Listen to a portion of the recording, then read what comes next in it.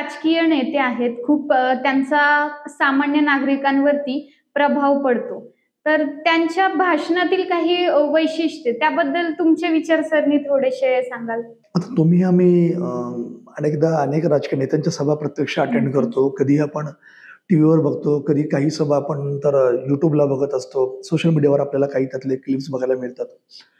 मी क्लासला येणाऱ्या प्रशिक्षणार्थींना आवर्जून सांगत असतो, की मुळात प्रत्येक माणसाकडे काहीतरी चांगलं असतं. आपण चांगलं घ्यायचा प्रयत्न करू, काय चुकतं त्यापेक्षा.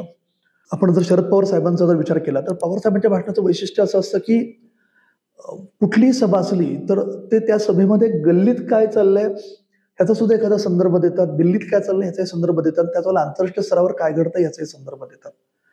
म्हणजे जर शेतीशी संबंधित एखादा प्रोग्राम असेल तर पवार साहेब पुरंदरमध्ये सभेत बोलताना वाकी चोपडमधल्या एका शेतकऱ्याने असं दुधाचं उत्पादन घेतलं किंवा सांगलीमधल्या एका शेतकऱ्याने अशा पद्धतीने ग्रीन हाऊस पॉली हाऊस केलेलं आहे असं काहीतरी सांगतील. त्याच वेळेला हरियाणामधला शेतकरी काय करतोय ह्याचाही संदर्भ देतील. पंजाबमधला शेतकरी काय करतोय आणि मीनवाईल डेन्मार्क, नेदरलँडमध्ये कशा पद्धतीने दूध उत्पादनाचा धंदा व्यवसाय चालतो.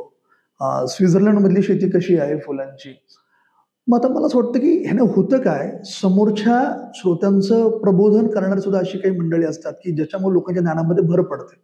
आता तसे अनेक वक्ते आहेत. मी तुम्हाला जे रेफरन्स देतोय ती तुम्हाला मला परिचित असलेल्या वक्त्यांचे हो. रेफरन्सेस देतोय. पवार साहेबांच्या भाषणामध्ये संदर्भ तसे येतात. आता गदिमा सभागृह जेव्हा बारामतीमध्ये झालं, ज्या प्रोग्रामला स्वतः माडगुळकर कुटुंबीय होते, लता मंगेशकर सुद्धा उपस्थित होत्या. तर पुण्यातल्या काही नवीन पत्रकारांना असं वाटलं, की आता राज्याचे मुख्यमंत्री म्हणून काम केलेले शरद पवार साहेब आहेत. ते गदिमाबद्दल फार तर 4-5 वाक्य, 10 वाक्य बोलतील ते लिहून दिलेले असतील. बाकी राजकारणातल्या माणसांना कुठं साहित्यिकांविषयी एवढं असणार आहे, असं त्यांनी त्यांचं मत बनवलं होतं. प्रत्यक्ष त्या प्रोग्रामला जेव्हा काही ते पत्रकार आले, तेव्हा त्यांच्या असं लक्षात आलं, की पवार साहेबांनी गदिमा सभागृहाच्या उद्घाटनाला म्हणजे त्यांच्या विद्याप्रतिष्ठानच्या कॅम्पसमध्येच ते गदिमा सभागृह केलं. गंमत बघा, विद्याप्रतिष्ठानमध्ये झालेलं सभागृह आहे. त्याला राजकीय नेत्याचं नाव देऊ शकलं असेल, पण त्यांनी एका साहित्यिकाचं नाव दिलं फार मोठ्या गदिमा. तर गरिमांचं लेखन कसं होतं, त्यांची गीतं लिहायची शैली कशी होती, कवितांची शैली कशी होती आणि मग ते का भावायचं.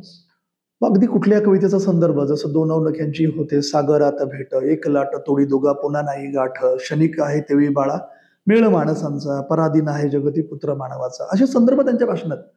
किंवा एक धागा सुखाचा 100 धागे दुःखाचे, जर तरी वस्त्र मानवा तुझ्या आयुष्याचे. हे का सांगतोय, एखादी राजकीय क्षेत्रातली व्यक्ती सुद्धा एखाद्या प्राध्यापकासारखं, एखाद्या विचारवंतासारखं, एखाद्या साहित्यिकासारखं अशा पद्धतीने बोलते.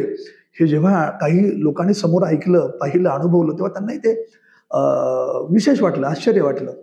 तर मला असं वाटतं, की ह्या गोष्टी कधी येतात, जेव्हा त्या व्यक्तींचं वाचन चांगलं असतं, त्यांचा अभ्यास चांगला असतो. मी अनेक कार्यक्रमांचं सूत्रसंचालन निवेदन केलं. असंच एका कार्यक्रमाचं सूत्रसंचालन करत होतो. नाव त्या नेत्याचं सांगत नाही. एका शाळेच्या परिसरामध्ये कार्यक्रम चालू होता. कार्यक्रम शाळेच्या इमारतीच्या उद्घाटनाचा होता. समोर विद्यार्थी, पालक होते, शिक्षक होते. एक अबकडं युवा नेता बोलायला उभा राहिला आणि मग त्यांनी कारखाना, शेती, मोटार, खताचं असं, ऊसाचं असं, त्या सोसायटीचं तसं, असं बोलायला सुरुवात केली. तेव्हा पाठीमागं बसलेले एक ज्येष्ठ नेते होते. ते त्यांच्या शेजारच्या एका ज्येष्ठ सहकार्याला सांगत होते आणि माझ्या सुदैवाने मी थोडंसं मागे होतो. फार नेत्याच्या जवळ उभं राहणं बरं वाटत नाही आपण अँकरिंग करताना. ते ऐकू आलं तर ते म्हणत होते, की हे अमुक-अमुक आता जे भाषण करतायत, त्यांच्या लक्षात यायला पाहिजे कार्यक्रम शाळेचा आहे. समोर विद्यार्थी आहेत, पालक आहेत, शिक्षक आहेत आणि शाळेच्या इमारतीचं उद्घाटन आहे. यांनी शाळेवर, शिक्षणावर, करिअरवर बोललं पाहिजे, अभ्यास कसा करावा त्याच्यावर बोललं पाहिजे, शिक्षण पद्धतीवर बोललं पाहिजे. यांचं वाचन थोडं कमी दिसतंय. कारण आता सोसायटी आणि ऊस आणि कारखाना ह्याच्यावर बोलणं काहीच उपयोगाचं नाहीये. तेव्हा माझ्या लक्षात आलं, की एकीकडे काही मंडळी हे लक्षात घेतात, की आपल्या समोर जो ऑडियन्स आहे त्याला आता काय ऐकायला आवडेल त्याप्रमाणे मुद्दे घेतात.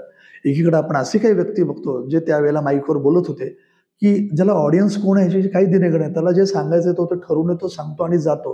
पण ते प्रोग्रामशी संबंधित नसलं तर लोकांचा अपेक्षा भंग होतो, रसभंग होतो आणि मग ते भाषण लोकांना फारसं आवडत नाही.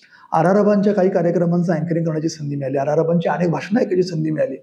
मला आर.आर.आबांचं वैशिष्ट्य असं वाटतं, की ते एकीकडे ठणकावून असं भाषण करणारं असेल विरोधकांना, तर ते ठणकावून त्या ताकदीने एकदम तडफदार पद्धतीने असं ताकदीने बोलायचे.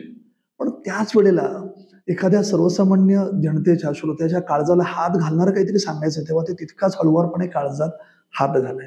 म्हणजे कोणीतरी आपल्या काळजामध्ये हात घालून सहज काळीज काढून घ्यावं इतकं अलगद हळुवारपणे त्यांचा मुद्दा आपल्या काळजाला भिडणारा असायचा.